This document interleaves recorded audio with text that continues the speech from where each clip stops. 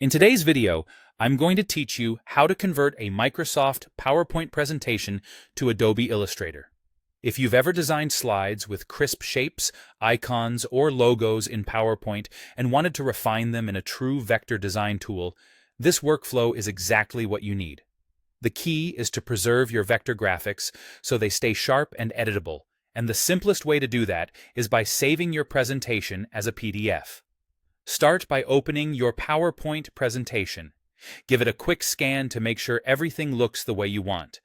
Shapes, charts, and text created in PowerPoint generally convert well. Photos and screenshots will remain images, which is expected, but any vector-based elements should carry over cleanly.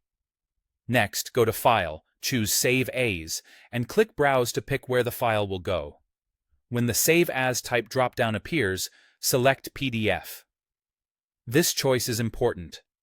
Formats like JPEG or PNG flatten everything into pixels and won't be editable as vectors later. PDF, on the other hand, is designed to preserve vector paths, text, and layout structure, which is why it's a reliable bridge from presentation software to a vector editor. Before you save, it can help to name the file clearly so you know it's your Illustrator-ready version. Then click Save. PowerPoint will export a PDF of your entire presentation, keeping each slide as a page.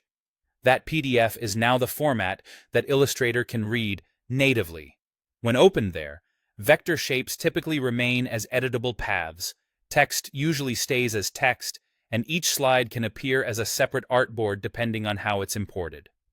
A few practical notes to set expectations. If you used custom fonts in your presentation, make sure those fonts are available on the machine where you'll be working later. Otherwise, you might see substitutions. Complex effects like shadows, glows, or certain transparency blends may be simplified during export.